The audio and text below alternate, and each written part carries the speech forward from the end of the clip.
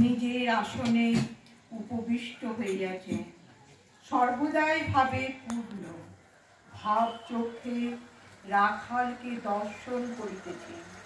রাখাল দেখিতে দেখিতে বাৎসল্য রসে আপ্লুত হইলে অঙ্গে পুলক হইতেছে। এই চোখে কি যশোদা গোপালকে দেখিতে দেখিতে দেখিতে আবার ঠাকুর সমাধিস্থ হইলেন।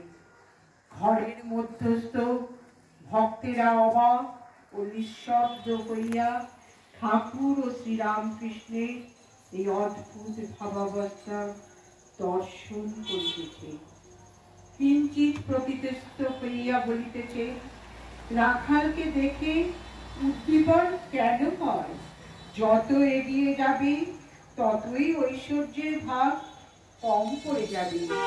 সাধকের প্রথম দর্শন হয় দশভুজা ঈশ্বরী মূর্তি। সে মূর্তিতে ঐশ্বর্যের বেশি প্রকাশ।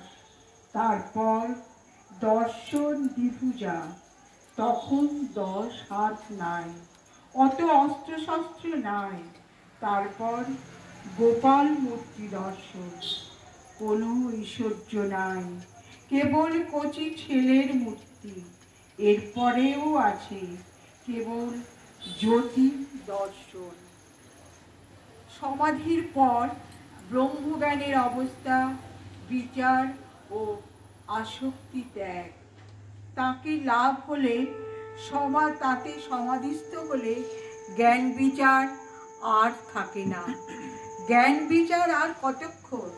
যতক্ষণ অনেক বলে বোধ হয়, যতক্ষণ জীব জগৎ আমি তুমি এসব বোধ থাকে। যখন ঠিক ঠিক এক জ্ঞান হয় তখন চুপ হয়ে যায়, যেমন তৈলঙ্গ স্বামী।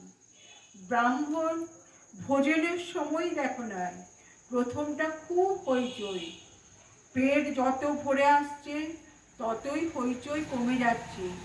যখন দধি মুন্ডি পড়ল তখন কেবল সুপ সাপ, আর কোনো শব্দ নাই। তারপরে নিদ্রা সমাধি, তখন হইচই আর আদৌ নাই। মাস্টার ও প্রাণকৃষ্ণের প্রতি অনেকে ব্রহ্মজ্ঞানের কথা কয়, কিন্তু নিজের জিনিস লয়ে থাকে। ঘর বাড়ি, টাকা, মান, ইন্দ্রিয় সুখ। মনুমেন্টের নিচে যতক্ষণ থাকা ততক্ষণ গাড়ি ঘোড়া সাহেব মেম এসব দেখা যায়।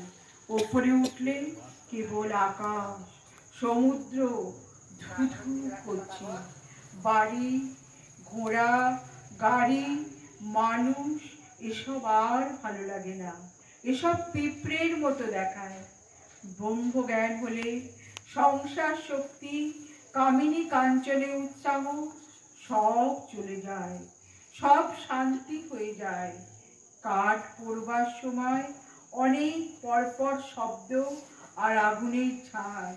যখন সব শেষ হয়ে গেল, ছাই পড়ল, তখন আর শব্দ থাকে না। আসক্তি গেলেই উৎসাহ যায়, শেষে শান্তি।